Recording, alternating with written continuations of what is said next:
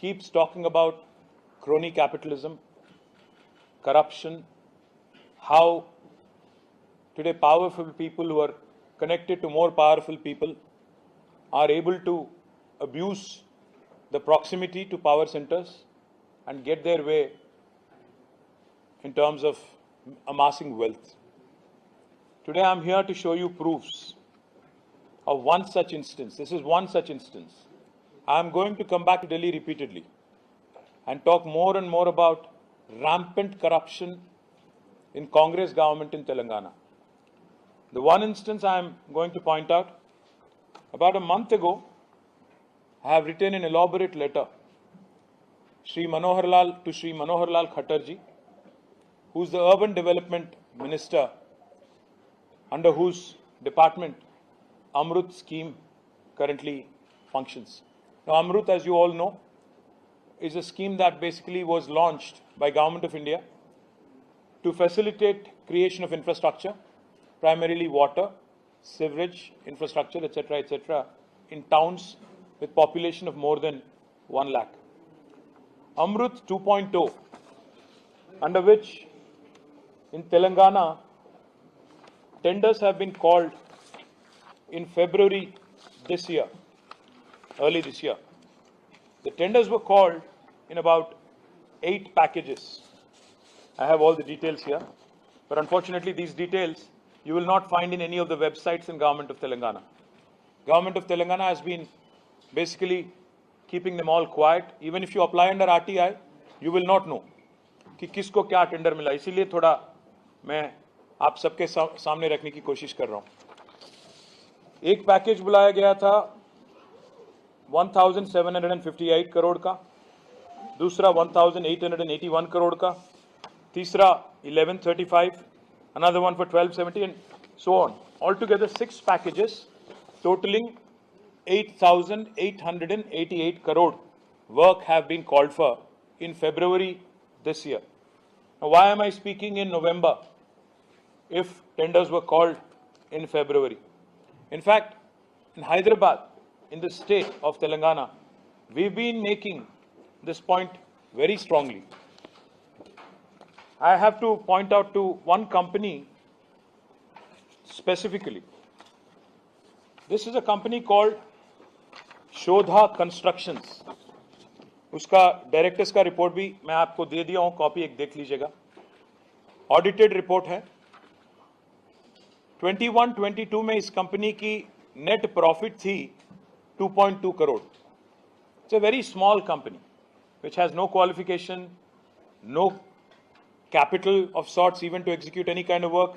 In 2021, this company's net profit was 3.5 crores. In 21-22, the net profit was 2.2 crore. I am sharing the document of the company from the audited report from the director's report. Now, this company belongs to the brother-in-law of Chief Minister Revant Reddy. Now, this brother-in-law's name is Srujan Reddy, and this company, Shodha Constructions, is an unknown entity as far as Telangana is concerned, as far as Andhra is concerned. With a net profit, let me remind you again, of only 2.2 crore. Now, magically, as soon as Revant Reddy becomes Chief Minister, this company magically starts getting a lot of attention, and the crony capitalism that Rahul ji keeps talking about. This is a classic example of that. I have written an elaborate letter to Sri Manohar Lal Khattarji, which I have shared with all of you. In this, I would like to point out, this company, an unknown entity, which no qualifications, most importantly, with no qualifications whatsoever, to actually be able to execute large quantum of work to the extent of 1,137 crore, has been awarded a package which is humongous for the company of this size, and most importantly, this has only come to the fore. ये बाहर निकला ये बात, government ने नहीं बताया, किसी media ने इसके बारे में नहीं बताया, बाहर किसी ने नहीं बताया. अल्टीमेटली ये बात बाहर आई 13 मार्च 2024, जबकि इंडियन ह्यूम पाइप कंपनी ने एक चिट्ठी लिखी नेशनल स्टॉक एक्सचेंज को और बॉम्बे स्टॉक एक्सचेंज को, क्योंकि IHB is a listed company, it's a large company. IHB ने एक चिट्ठी लिखी कि हमने तेलंगाना की गवर्नमेंट ने जो टेंडर बुलाई, इसमें एक जॉइंट वेंचर हमने बनाई AMR के साथ, शोधा कंस्ट्रक्शन के साथ, और हमें एक इसमें काम मिला 1137 crore. But here is the interesting part, JV बनाना गलत नहीं है, काम लेना गलत बात नहीं है। Here is the interesting part. Now in this very letter, IHP says the value of the work awarded is rupees 1137 crore excluding GST, and the share of the works executed by IHP is 20% only. मैं फिर से कहना चाहता हूं, 1137 करोड़ की काम मिलती है कंपनी को, छोटी कंपनी को, जिसका नेट प्रॉफिट लास्ट ईयर था 2 करोड़। उसको एग्जीक्यूट करने का मौका दिया जाता है, जॉइंट वेंचर बनाया जाता है। सब चीफ मिनिस्टर का खुद का डिपार्टमेंट है, पैसा गवर्नमेंट ऑफ इंडिया का है, डिपार्टमेंट चीफ मिनिस्टर का है, और ब्रदर इन लॉ है चीफ मिनिस्टर का, उसकी कंपनी है, और JV बनाया जाता है। 80% काम, 80% of the work is awarded because IHP is a great company, goodness of their heart. इतनी ज्यादा उनकी बड़ी दिल है कि इतने बड़े कंपनी होने के नाते, उनके इतने बड़े कंपनी होने के बावजूद उन्होंने ये तय किया कि सिर्फ और सिर्फ 20% काम वो करेंगे। मुझे तो शक है कि 20% भी वो नहीं करेंगे, वो भी अल्टीमेटली फिर रेवंत रेड्डी जी के ब्रदर इन लॉ को दिया जाएगा। इससे बड़ा क्रोनी कैपिटलिज्म का एग्जाम्पल कोई और नहीं हो सकता। इसीलिए मैं यहां पे आया हूं और पूछना चाहता हूं राहुल गांधी जी से, और बीजेपी के लीडर और बीजेपी के जो केंद्र मंत्री यहां पे हैं उनसे भी, कि भाई आप बात करते रहते हो क्रोनी कैपिटलिज्म की, करप्शन की, अब्यूज ऑफ इंस्टीट्यूशंस की, इससे बढ़कर क्या एग्जाम्पल मैं आपको दूं। इसीलिए मैं कल शाम में हमारी पूरे टीम के साथ मनोहर लाल खट्टर जी से मैंने मुलाकात की। उनसे रिक्वेस्ट भी मैंने की कि आप इमीडिएटली सारे के सारे वर्क्स 8,888 करोड़ जो आपने टेंडर बुलाए, इसको आप बर्खास्त करें, पूरा रद्द करें, कैंसिल करें, और इसमें एक जांच, डिपार्टमेंटल इंक्वायरी हो, चाहे हो आप, you can refer it to CVC, whatever you deem is appropriate, please do it, because office of profit एक खतरनाक इंस्टीट्यूशन है। मैं आपको 1 मिनट में ऑफिस ऑफ प्रॉफिट भी बताना चाहता हूं, इसमें क्या क्या हुआ इससे पहले मैं बताना चाहता हूं। This is also a violation of article 191 sub clause 1 of the Indian constitution, because office of profit में आपको याद होगा हेमंत सोरेन जी पे केस हो गया, ED का आज केस चल रहा है। साथ ही साथ आज अमृत 2 में जो भी हुआ तेलंगाना में, it is not very different from what was alleged against Hemant Soren. It's very similar. Likewise, let me also remind you, in fact, some very powerful people have been disqualified under this article 191 subclause 1. Shrimati Sonia Gandhi ji, आपको याद होगा 2004 या 5 UPA 1 में national advisory council की chairman भी थी और साथ ही साथ MP भी थी, और जब एक केस फाइल हुआ उन पे और पिटिशन आया उन पे कि ऑफिस ऑफ प्रॉफिट के अंदर you can't hold 2 positions, she had to relinquish 1 post. Likewise, let me also remind you, there are a number of cases which I have detailed in the letter that I have just furnished a copy, of which I have furnished a copy to you. I can quote number of instances. There is a serious breach of office of profit clause in constitution. There is also a serious conflict of interest. जब सीधा chief minister के भाई साहब को आप काम दे देते हो और जिनकी कंपनी का कोई क्वालिफिकेशन नहीं, कोई नाम तक नहीं, इससे पहले उन्होंने कभी कोई काम तक नहीं किया, ऐसी कंपनी को आप दे देते हो। इसीलिए मैं पूछना चाहता हूं आज प्रधानमंत्री जी से कि मैंने सुना आपकी भाषण महाराष्ट्र में, आप कह रहे थे कि तेलंगाना ATM बन गया कांग्रेस के लिए। हाँ, मैं मानता हूं, हम सहमत हैं कि तेलंगाना ATM बन गया राहुल गांधी जी के लिए और कांग्रेस पार्टी के लिए, पर आप क्या कर रहे हो? हम जब यहां पे आपको आधार सहित आपको दे रहे हैं, फैक्ट्स के साथ, एविडेंस के साथ, आपके गवर्नमेंट को हम शिकायत करके बता रहे हैं कि गलती हो रही है, और ये भी अमृत स्कीम है जो गवर्नमेंट ऑफ इंडिया का पैसा है, तो आपकी गवर्नमेंट क्या कर रही है? प्रधानमंत्री जी, आप कहते हो RR टैक्स वसूल होता है तेलंगाना में। RR टैक्स मतलब राहुल रेवंत टैक्स, ये मेरी बात नहीं है, मेरी नॉमेनक्लेचर नहीं है, मैं सिर्फ और सिर्फ प्रधानमंत्री को कोट कर रहा हूं। प्रधानमंत्री जी कह रहे थे पार्लियामेंट इलेक्शन के दौरान कि आरआर टैक्स वसूल होता है। मैं पूछना चाहता हूं प्रधानमंत्री जी से, जब आपको पता है कि ऐसी एक इलीगल टैक्स कांग्रेस पार्टी की एटीएम तेलंगाना से आज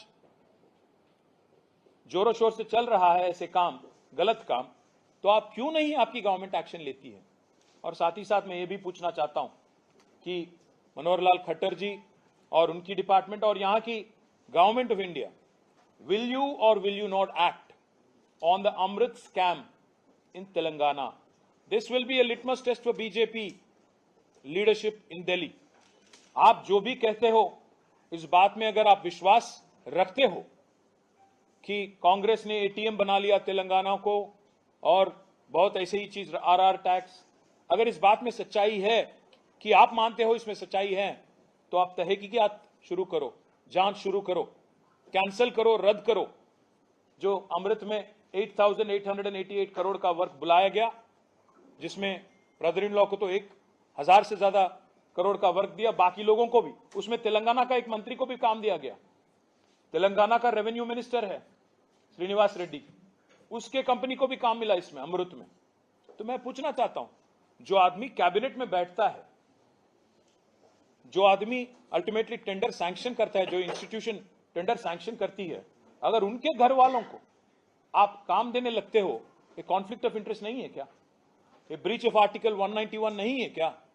office of profit clause attract नहीं होता है क्या? ये रैम्पेंट करप्शन नहीं है क्या? ये क्रोनी कैपिटलिज्म नहीं है क्या? अगर इस बात में सच्चाई नहीं है तो बीजेपी बता दे देश को कि इसमें कोई गलती हुआ ही नहीं और कांग्रेस ने सही किया जो किया। अगर इस बात में सच्चाई है तो जांच शुरू करो और जिन जिन पे एक्शन लेना है एक्शन लो और दुनिया को बता दो कि you mean business, whatever you say you stand by. Let me also quickly add one more thing before I wind up. This is just the first episode, let me promise you.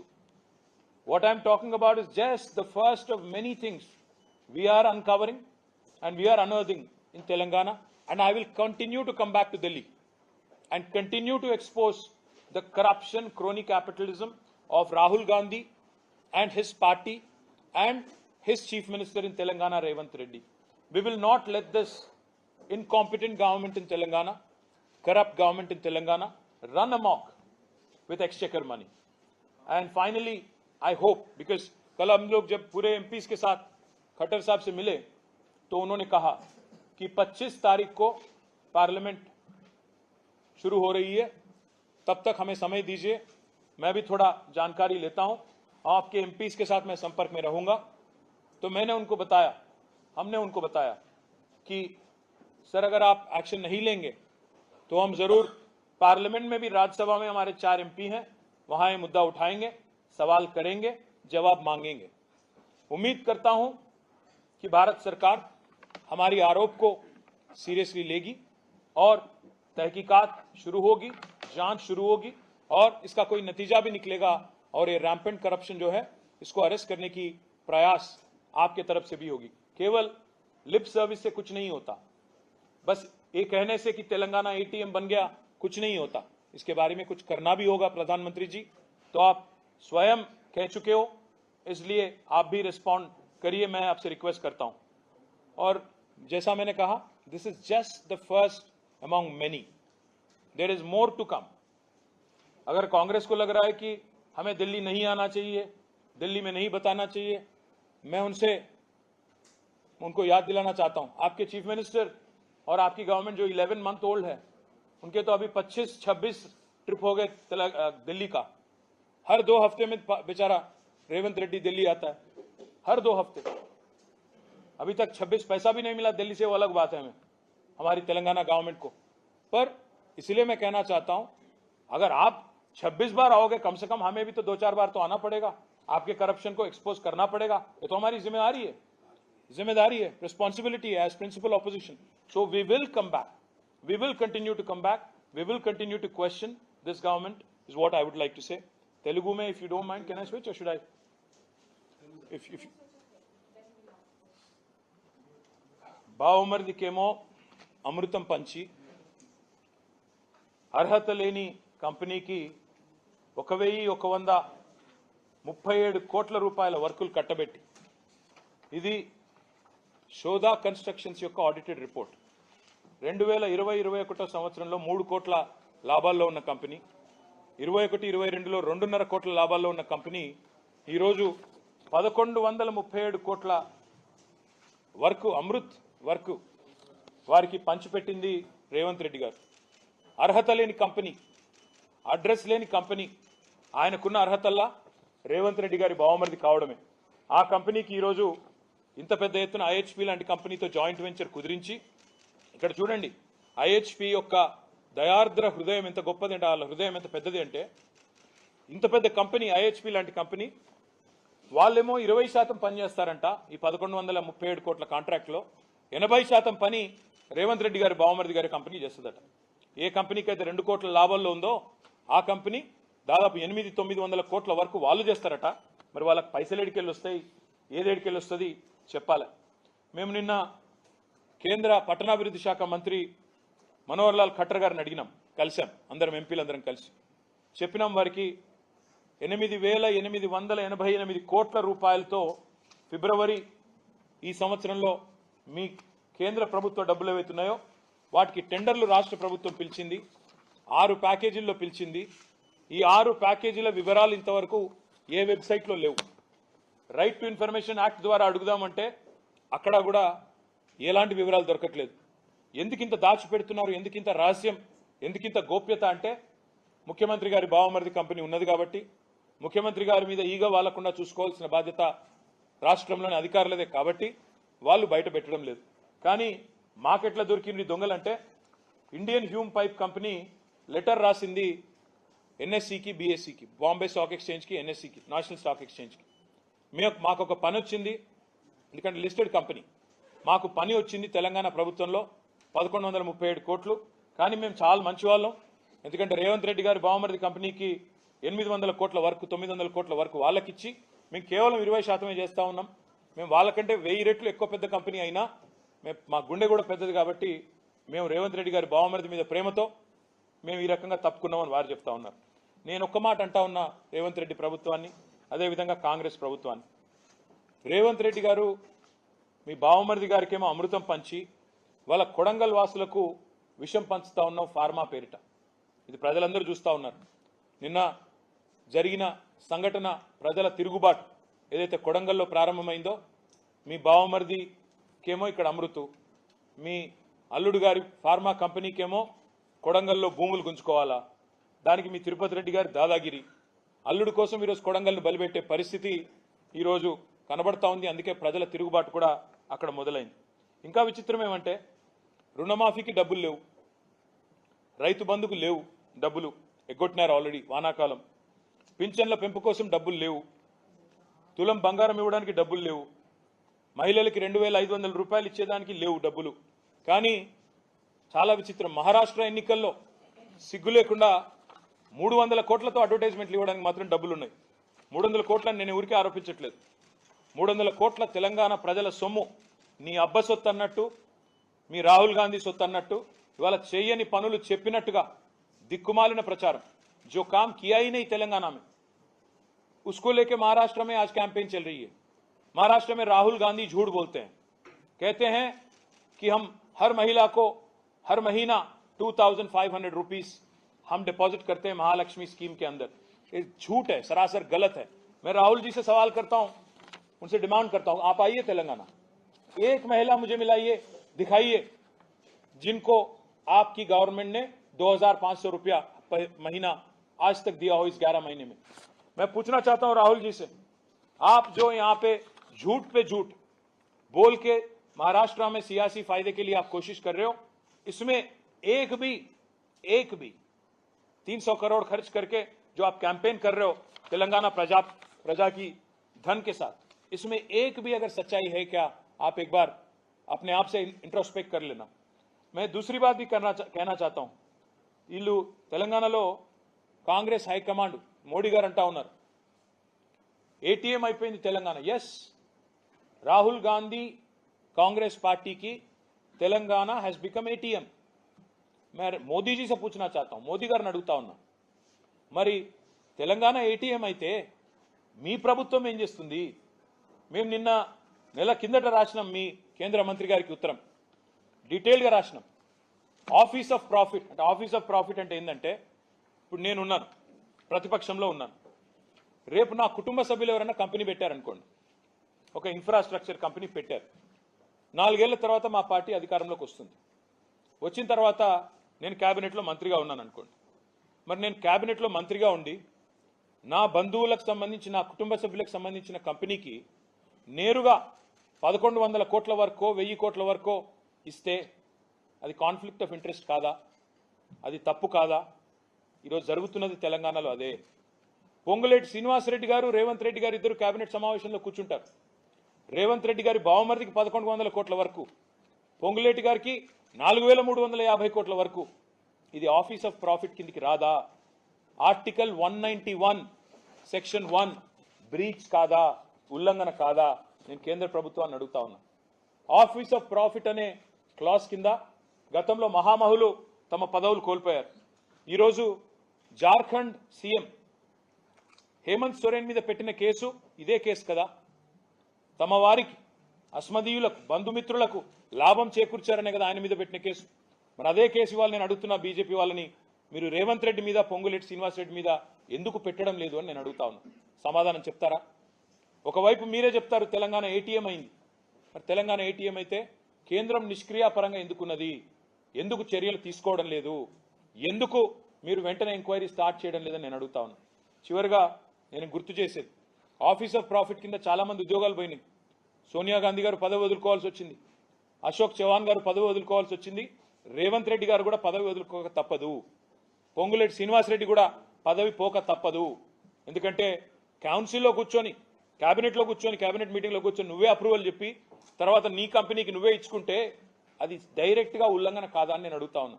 అందుకే నేను ఈ బడా కాంట్రాక్టర్లు నడుపుతున్న ఈ ప్రభుత్వం ఏదైతే ఉందో వారికి నేను ఒకటే చెప్తా ఉన్నా. మీరు అడుగుతున్నారు నిన్న పొంగులేటి గారు, మీకేం పని ఢిల్లీలో అంటున్నాడు. అంటే ఢిల్లీకి వచ్చి 26 సార్లు 26 పైసలు దేని అసమర్థుల కంటే ప్రధాన ప్రతిపక్షంగా మేము ఢిల్లీకి వస్తాం. ఇక్కడ ఉన్న కేంద్ర ప్రభుత్వాన్ని, ఇక్కడ ఉన్న కేంద్రంలోని అధికారుల్ని, కేంద్రంలోని సంస్థల్ని, ప్రెస్ని కలుస్తాం. దేశ ప్రజల దృష్టికి మీ మోసాన్ని తీసుకొస్తాం. మీకెందుకు భయం అవుతుంది మేము ఢిల్లీకి వస్తే? మీకెందుకు ఇబ్బంది అవుతుందని నేను అడుగుతా ఉన్నా. ఇంకొక మాట కూడా నేను విజ్ఞప్తి చేస్తా ఉన్నా. मैं रिक्वेस्ट करना चाहता हूं इलेक्शन कमीशन ऑफ इंडिया को भी कि आप महाराष्ट्र और तेलंगाना की जो बॉर्डर एरिया है इसमें आप भी और चेक पोस्ट लगाओ, क्योंकि आज तेलंगाना एटीएम बन गया कांग्रेस के लिए. महाराष्ट्र के इलेक्शन में काफी सारा पैसा आज तेलंगाना से वहां तक, महाराष्ट्र तक बह रहा है. అక్కడ దాకా వరద బారుతా ఉంది ఇవాళ డబ్బులది.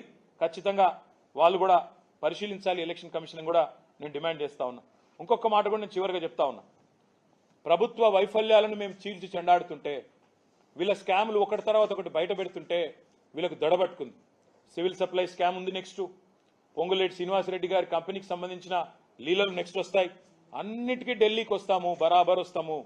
ఢిల్లీలో తప్పకుండా ఇక్కడ విచారణ సంస్థలను కలుస్తాం. 100% మీ భరతం పడతామని చెప్పి కూడా నేను విజ్ఞప్తి చేస్తా ఉన్నా. ఇంకొక మాట కూడా నేను చెప్పి నేను ముగిస్తాను. ఇవాళ వసూళ్లు, బెదిరింపులు రాష్ట్రంలో నిరాటంకంగా సాగుతున్నాయి రేవంత్ రెడ్డి వచ్చినాక. ఇది నేనన్న మాట కాదు, స్వయంగా భారత ప్రధానమంత్రి నరేంద్ర మోడీ గారు ఆర్ఆర్ ట్యాక్స్ వసూలవుతున్న తెలంగాణలో అని చెప్పారు. నేను అడుగుతున్న ప్రధానమంత్రి గారిని, ఢిల్లీలో ఉండే ముఖ్యమైన మంత్రుల్ని, మీరు మరి ఆర్ఆర్ ట్యాక్స్ అని తెలుసు, రాష్ట్రంలో దోపిడీ నడుస్తుందని తెలుసు, వసూలు నడుస్తున్నాయని తెలుసు, ఇన్ని తెలిసి మరి మీరెందుకు చర్యలు తీసుకోవడం లేదు? మీరెందుకు ఉపేక్షిస్తున్నారు? మీరెందుకు రేవంత్ రెడ్డితో ఇంకా కూడా రాసుకొని పూసుకొని మీ నాయకులు తిరుగుతూ ఉన్నారు? 8 మంది ఎంపీలు ఉన్నారండి బీజేపీకి. ఒక్క ఎంపీ ఈ రోజు వరకు కాంగ్రెస్కి వ్యతిరేకంగా మాట్లాడా? ఒక్క ఎంపీ రేవంత్ రెడ్డికి వ్యతిరేకంగా మాట్లాడా ఈ రోజు వరకు? ఒక్కరోజు మాట్లాడరు. అదేవిధంగా మాకు తెలుసు మీ ఎజెండా. మీరు ఈరోజు ఏదో ఒకటి చేసి, రేవంత్ రెడ్డి ఒక ఎజెండా ఒకటే, హైదరాబాద్ని 4 ముక్కలు చేయాలంటే కార్పొరేషన్ని. తద్వారా ఏం చేయాలి? బ్రాండ్ ఇమేజ్ దెబ్బతీయాలి. చివరికి ఏం చేయాలి? బీజేపీ పాలిత రాష్ట్రాలకు లేదా బీజేపీ సారథ్యంలోని రాష్ట్రాలకు ఇక్కడ పెట్టుబడులు పోవాలి. మొత్తానికి తెలంగాణ అనేది విఫల ప్రయోగంగా ఉండాలి. ఈ రకంగా మీరు ఏదైతే ప్రయత్నాలు చేస్తున్నారో, తప్పకుండా పరిపాలన చేతగాక ప్రజల్ని పక్కదారి పట్టించే ప్రయత్నం చేస్తున్నారో ఈ చేతగాని ముఖ్యమంత్రి చేవలేని ప్రభుత్వం చేస్తున్న అవినీతిని ఎండగడుతూనే ఉంటాం. మీ అనుభవ రాహిత్యం వల్ల ఈరోజు ప్రజలు బాధలు పడతా ఉన్నారు. చివరికి ప్రజలు తిరగబడి మీ సొంత నియోజకవర్గం కొడంగల్లోనే మీరు సెక్యూరిటీ లేకుండా పోలేని పరిస్థితి. రైతుల భూములు లాక్కుంటానంటే రైతులు తిరగబడుతున్నారు. కాబట్టి ఇకనైనా బుద్ధి తెచ్చుకోండి, తప్పులు చేయకండి. మీ అమృత్ స్కామ్ను, మీ సివిల్ సప్లై స్కామ్ను, మీ రెవెన్యూ మినిస్టర్ గారి స్కామ్లను ఒకటి తర్వాత ఒకటిగా ధారావాహికగా సీరియల్ ఎట్లయితే వస్తాయో ఎపిసోడ్ తర్వాత ఎపిసోడ్ బయట పెడుతూనే ఉంటాం. ఢిల్లీకి వస్తూనే ఉంటాం. ఢిల్లీ ద్వారా జాతి మొత్తం దృష్టికి కూడా ఇవాళ ఈ క్రోనీ క్యాపిటలిజం, ఈ కరప్షన్ని ఎండగడతామని చెప్తూ ఇవాళ పత్రికా సమావేశంలో పాల్గొన్న మిత్రులందరికీ పేరు పేరున ధన్యవాదాలు. నమస్కారం.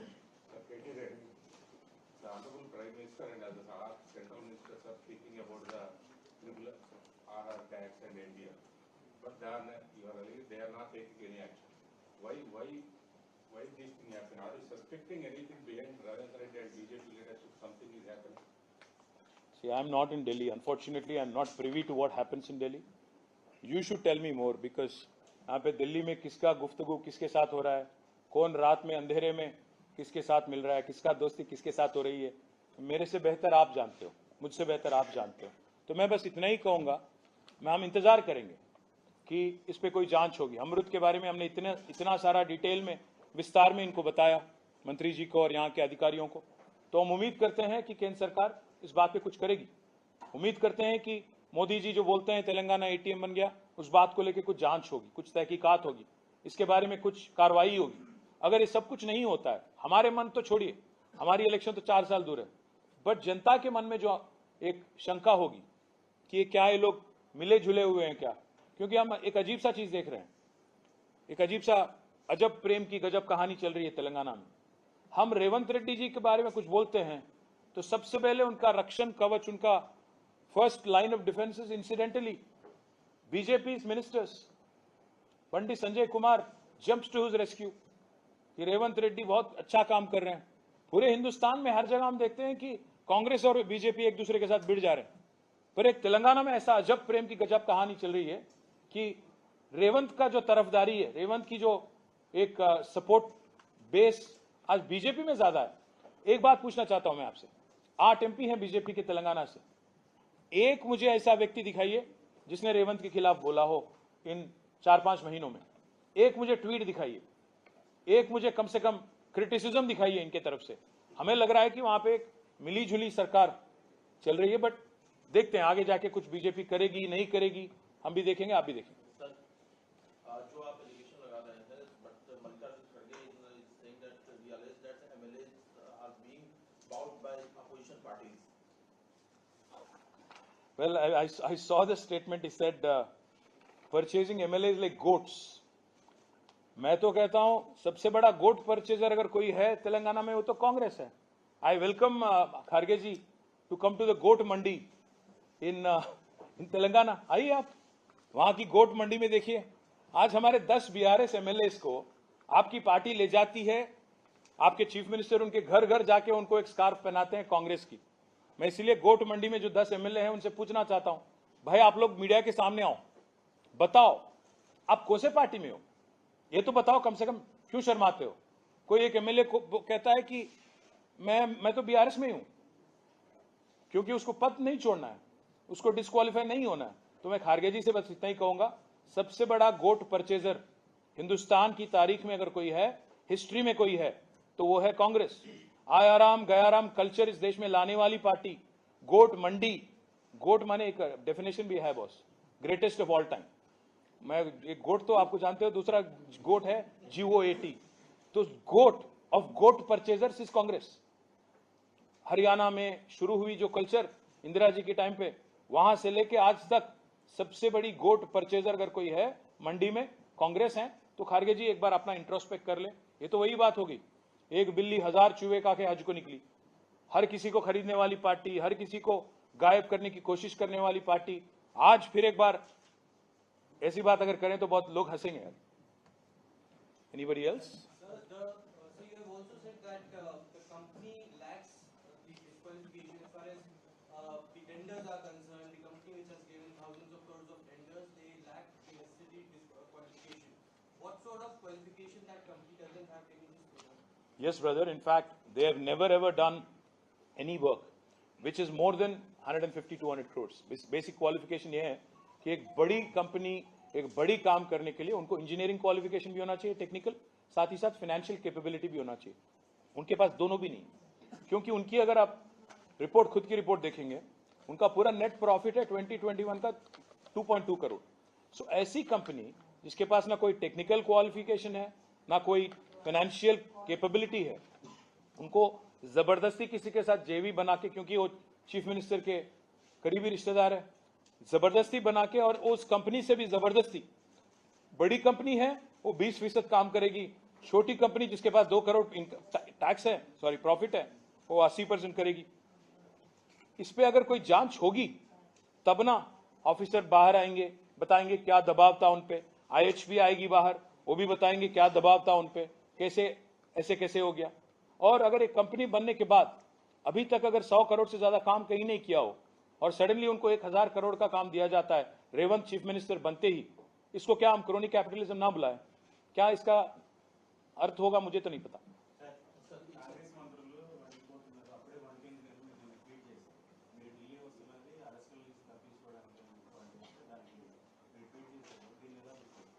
ఇప్పుడు నేను ఢిల్లీలో ఇక్కడ ఉన్నాను, ఇప్పుడు మళ్ళీ 245కి బయలుదేరి హైదరాబాద్ వెళ్తున్నాను.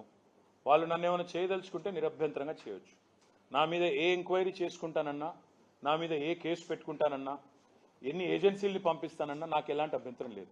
నేను పొంగులేటి శ్రీనివాసరెడ్డి గారిని అడుగుతా ఉన్నా, మీరు సరిగ్గా 2-3 వారాల కిందట అదానీ గారితో కోహినూర్ హోటల్లో రహస్యంగా సమావేశమై ఆయన కాళ్ళు పట్టుకున్నారా లేదా? మీ మీద ईडी रेड జరిగి 5 వారాలైంది. आपको नेशनल मीडिया को भी ये जान के ताजुब होगी एक बात, 5 हफ्ते पहले तेलंगाना में एक बहुत बड़ा रेड हुआ ईडी का, वहां की रेवेन्यू मिनिस्टर पे. 5 हफ्ते हो गए, आज तक न ईडीए क्लब्स कहती है, न रेवेन्यू मिनिस्टर एक बात कहते हैं. और मीडिया तो उस दिन ब्रेकिंग लगा रही थी, मैंने देखा कि काउंटिंग मशीन जा रहे हैं अंदर, क्योंकि पैसा इतना बरामद हुआ कि वहां पे काउंटिंग करने के लिए 2-2 मशीन की जरूरत पड़ी. तो आज तक 5 हफ्ते तक एक कांग्रेस की रेवेन्यू मिनिस्टर तेलंगाना में, उनके घर पे ईडी छापा मारती है, ना ईडी एक ट्वीट करती है, ना ईडी एक स्टेटमेंट देती है, ना ईडी कम से कम एक लीक देती है. लीक में तो माहिर है, पूरे बाकी लोगों से पहले मीडिया को खबर पहुंच जाती है. न लीक, न रिपोर्ट, न स्टेटमेंट, न ट्वीट. और मिनिस्टर साहब भी एकदम खामोश, वो भी कुछ नहीं बोलते हैं. केमो अमृतम पंची